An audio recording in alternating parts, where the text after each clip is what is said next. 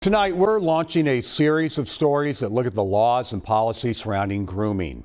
We begin with a young woman who came forward to police to talk about what she says she endured in high school. Here's senior investigative reporter Jennifer Mayerle.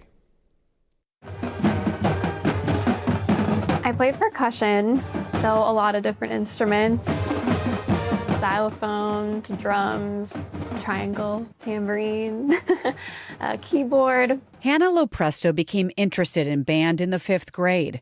For the studious kid, she says it gave her a break. I was pretty anxious and stressed always about getting good grades. So I think that's why I gravitated so much towards having at least one class in my schedule that was a little more lighthearted and easy. Her freshman year at Egan High School, she'd be introduced to a band director named Brett Benson.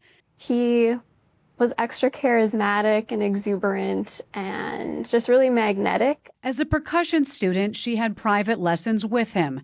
And when she says he started paying extra attention to her, she initially liked it. That told me I was special, that I was intelligent, that I was pretty. He would say things like, "You're wise beyond your years, you seem so much older than you actually are." To have an adult that I looked up to say those things to me made me feel really good and gave me confidence. She says that attention only grew. Lopresto says so did his affection. It's detailed in an Egan police report taken as part of a larger investigation into Benson's alleged conduct with students. Lopresto had a survivor support dog at her feet during our interview. And just started putting his hands on my shoulders, or just his language would start to change into being more as if he was romantically interested. Over time, she says she isolated from friends and says he'd call her out of other classes so they could meet. It felt like I couldn't get out of it. And it was so shameful and bad, and it felt icky. But he was also like my best friend in a way, too, at the time. He had pulled me away from my friends and my family and became the person that I talked to the most every single day. Phone records Lopresto shared with us reflect that. On a senior band trip to Greece, Lopresto says things progressed. She says he'd pull her away from the group and orchestrated the two sitting next to each other on the plane. Other educators recounted similar concerns to police. It was all these things that at the time felt like coincidences, but now that I know were clearly curated that way intentionally. He kept saying things like, "Things are going to be different when you're 18. There's things I wish I could tell you now that I can't, that I'll tell you when you're 18. She says he gave her this framed photo from the Greece trip for her 18th birthday. The police report shows the picture was found on Benson's phone. And she says the band director used God when he talked about their connection. Saying, "God wants this to happen. You need to fulfill this role for this grand plan that is playing out." That just increased in intensity the closer and closer it got to graduation, to the point where he implied that I had to marry him, and that after everything that had happened over those years, that I didn't really have a choice. Lopresto says things escalated further when he called her to the band room as her senior year was winding down. What she says happened is stated in the police report.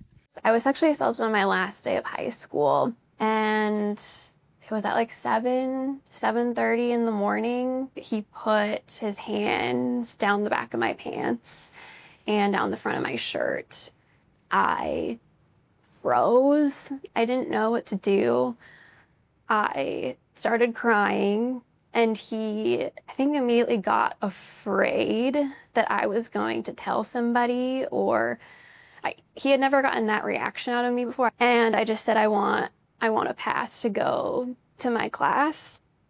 And I just wanted to leave and get out of there.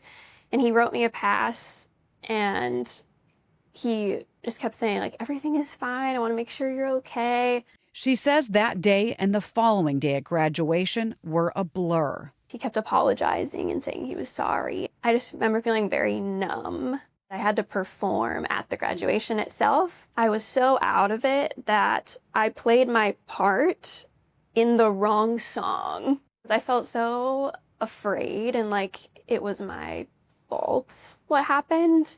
And I didn't know what was going to happen next because I still thought I had to marry this person. The police report revealed a text from Benson to his parents that day, writing, "An incident with a student this morning that once again is causing me anxiety, and I'm not handling it well." Also described in the police report, text between Benson and his now wife about an inappropriate relationship with a student. The detective writes in the police report, the sexual contact was not consensual in nature due to Brett's grooming behaviors that started freshman year of high school. Benson, who was not charged, provided a statement. It reads in part, "I vehemently deny any allegations of wrongdoing. I deeply cared for the well-being of every student I have ever taught." Lopresto is nearly a decade removed from the day she says she was sexually assaulted at school. She says she can more clearly see she was being groomed. It just makes me see how vulnerable young people are to, especially a person in a position of power, and just how much your brain changes and how much you grow. Do you feel like he knew what he was doing was wrong? Yeah, looking back, I think he knew. He was very intelligent. He knew what he could and couldn't get away with. You just heard Hannah's story in her own words. Benson was placed on administrative leave during the police investigation. He later resigned. In a document provided by Benson's attorney, it says a Minnesota Department of Education investigation about another student concluded maltreatment did not occur. Investigators could not talk with Hannah for their report. You can read Benson's full statement at WCCO.com. Jennifer Mayerle, WCCO Investigates.